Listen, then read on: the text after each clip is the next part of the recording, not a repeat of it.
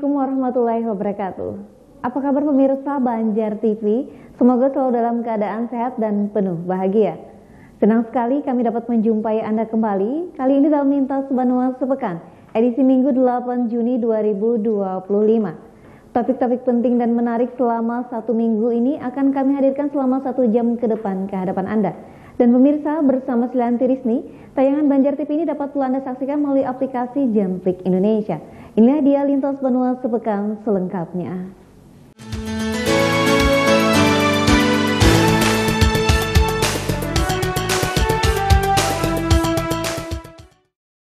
Mengawali Lintas Banua Sepekan hari ini, Polda Kalimantan Selatan berhasil mengungkap peredaran narkotika berjenis sabu berskala besar dengan total lebih dari 54 kg sabu, 10.000 butir ekstasi dan ribuan obat keras dalam operasi yang digelar selama bulan April hingga Mei 2025. Kapolda Kalimantan Selatan Irjen Pol Rusyanto Yuda Hermawan dalam acara konferensi pers Rabu 4 Juni di Banjarbaru mengungkapkan bukti hasil kerja keras dari jajaran Disres Narkoba Polda Kalsel dan Polresta di Kalimantan Selatan. Kapolda juga menyatakan barang bukti yang berhasil diamankan sejumlah 54 kg sabu dan lebih dari 10.000 butir ekstasi yang berhasil diungkap Polda Kalsel. Sementara itu melalui Polresta dan jajaran berhasil menyita lebih dari 10 kg sabu, ratusan butir ekstasi, dan obat keras tanpa izin. Kapolda juga menambahkan sebanyak 239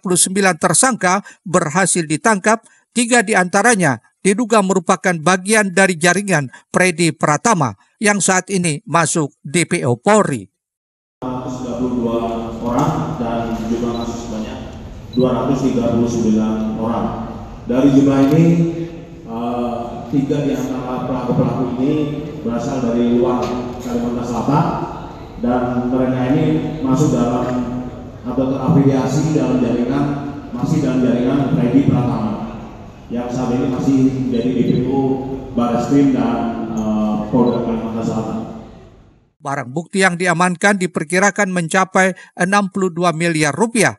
Pengungkapan ini diklaim sebagai menyelamatkan lebih dari 280.000 orang dari dampak penyalahgunaan narkoba. Peri Putra melaporkan untuk Banjar TV. Selanjutnya pemirsa, Polres Banjarbaru ungkap kasus narkoba jenis sabu seberat 10,3 kg di wilayah Kelurahan Guntung Manggis, Kecamatan Landasan Ulin, Kota Banjarbaru. Pengungkapan barang haram ini bukan hanya soal ekonomi tetapi juga menyelamatkan ribuan nyawa dari jerat narkoba. Satuan Reserse Narkoba Polres Banjarbaru berhasil menggagalkan peredaran narkotika jenis sabu seberat 10,3 kg di wilayah hukum Polres Banjarbaru. Operasi senyap ini dipimpin langsung Kapolres AKBP Pius Ek Febri Acing Loda dan disebutkan dari hasil pengungkapan ini bisa menyelamatkan lebih dari 124.000 jiwa warga dari ancaman narkoba. Pengungkapan berawal dari penangkapan seorang perempuan muda berinisial LN berusia 18 tahun di wilayah Jalan Anggrek, Guntung Manggis, Landasan Ulin. Dari tangan pelaku, polisi menyita 3,15 gram sabu yang dikemas dalam plastik klip bening. Dalam keterangannya saat gelar acara konferensi pers, Kapolres Banjarbaru AKBP Pius Ek Febri Acing Loda menyatakan narkotika tersebut milik kakak ipar pelaku berinisial KS. Penyelidikan berlanjut ke sebuah hotel di kota Banjarmasin, tempat KF dan rekannya AF menginap. Setelah dilakukan pengembangan kasus, Satres Narkoba Polres Banjarbaru menemukan total barang bukti sabu seberat 10,3 kg. Adapun nilai ekonomis barang haram tersebut ditaksir mencapai 6,5 miliar rupiah. Pengungkapan ini bukan hanya soal ekonomi, tetapi juga menyelamatkan ribuan nyawa dari jerat narkoba. Jadi tersangka berjumlah 3 orang, 1 perempuan. Nah, apabila ditaksir dengan rupiah untuk 1 kg bernilai kurang lebih 650 juta. Sehingga total seluruh sabu yang berhasil digagalan peredarannya oleh Polres Banjarbaru senilai 6,5 miliar rupiah, serta Polres Banjarbaru berhasil menyelamatkan 124.246 jiwa. Jadi itu secara singkat saya sampaikan. Peri Putra melaporkan untuk Banjar TV. Selanjutnya pemirsa, guna terciptanya lingkungan pemasyarakatan yang bersih dan aman, Lapas Narkotika Kelas 2A Karangintan melakukan deklarasi komitmen bebas dari peredaran narkoba dan alat komunikasi ilegal untuk warga binaan. Rabu 4 Juni tadi, Lembaga Pemasyarakatan Kelas 2A Karangintan menggelar deklarasi komitmen bersama dihadiri seluruh kepala lapas se-Kalimantan Selatan serta pejabat dari TNI, Polri, dan BNNK. Usai melaksanakan deklarasi, seluruh warga binaan, petugas lapas, dan pejabat yang hadir ikut menjalani tes urin. Dengan hasil akhir, seluruh peserta dinyatakan negatif narkoba. Selain itu, sebanyak 75 unit ponsel ilegal, hasil sitaan juga dimusnahkan sebagai bukti penegakan disiplin di lingkungan lembaga pemasyarakatan. Kepala Kantor Wilayah Kemenkumham Kalimantan Selatan Mulyadi kepada Banjar TV menyatakan telah menyediakan wartelsus atau warung telepon khusus untuk lapas agar warga binaan dapat berkomunikasi dengan keluarga secara sah dan diawasi. Untuk saat ini tersedia 20 unit ponsel resmi yang digunakan secara legal di Lapas Karangintan. Mulyadi mengingatkan warga binaan yang melanggar akan dikenai sanksi berat termasuk pemindahan ke Lapas Nusa Kambangan. Petugas yang terlibat juga akan diproses secara hukum yang berlaku. Kita berdasarkan perintah 13 akselerasi, program akselerasi dari kementerian kita. Yang pertama adalah berantas narkoba. Jadi kami kumpulkan seluruh kepala unit pelaksana teknis se-Kalimantan Selatan. Terus kita hadirkan juga aparat terkait untuk sama-sama mendeklarasikan bahwa kita ke depan sudah tidak main-main lagi dengan HP masuk apalagi narkoba. Sanksinya sangat berat. Kalau untuk petugas kita proses hukum.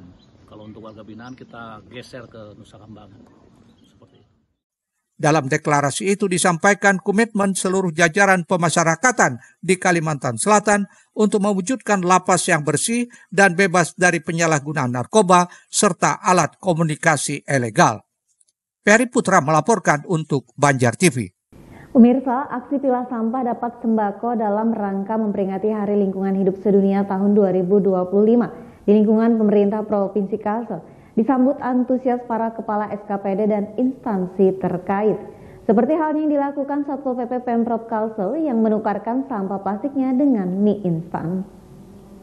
Pilah sampah dapat sembako yang kembali digelar pemerintah Provinsi Kalsel dalam rangka memperingati Hari Lingkungan Hidup Sedunia tahun 2025 disambut antusias para SKPD lingkup pemerintah Provinsi Kalsel dan instansi terkait. Pantauan Banjar TV, aksi pilah sampah yang melibatkan Bank Sampah Banjarmasin dan Kabupaten Banjar tersebut tampak sibuk menimbang berbagai jenis sampah baik plastik maupun kardus bekas yang telah berhasil dikumpulkan oleh para SKPD Pemprov Kalsel. Seperti halnya dari Dinas Satpol PP dan Damkar Pemprov Kalsel yang berhasil mengumpulkan sampah plastik berupa botol bekas untuk ditukarkan dengan sembako seperti mie instan. Hari ini kami dari Satpol PP Provinsi Kalimantan Selatan bersama dari dinas-dinas lain melaksanakan pembersihan sampah berupa plastik yang ada di sekitaran lingkungan pemerintah Provinsi Kalimantan Selatan, perkantoran Setda Prov Kalsel. Jadi sampah-sampah ini kami kumpulkan, kemudian kami tukarkan bisa menjadi bahan pokok. Nah, jadi kami tadi mendapatkan mie, dapat mie goreng dan lain sebagainya. Tadi sebanyak 9 kg. Sampahnya berupa plastik, botol-botol dan juga kardus-kardus. Dapatnya apa gitu? Dapatnya kami tukarkan supaya sama rata menjadi mie instan. Berapa bungkus? Sekitar 20 bungkus.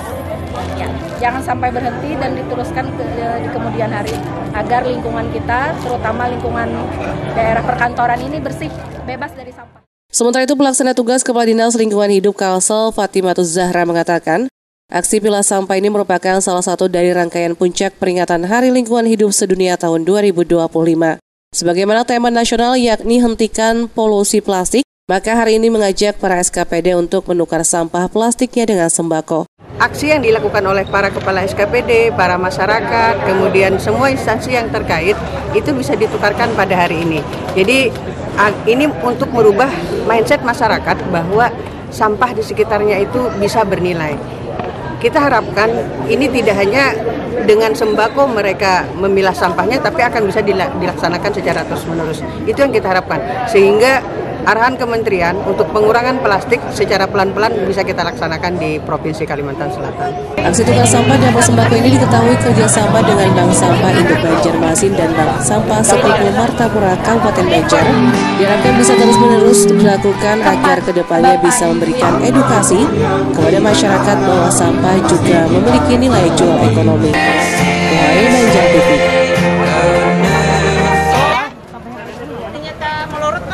Sementara itu pemirsa, kegiatan yang sama dalam rangka peringatan Hari Lingkungan Hidup Sedunia tahun 2025. Dinas Lingkungan Hidup Barito Kuala juga menggelar aksi tukar sampah dengan sembako yang berlangsung di halaman kantor DLH Barito Kuala.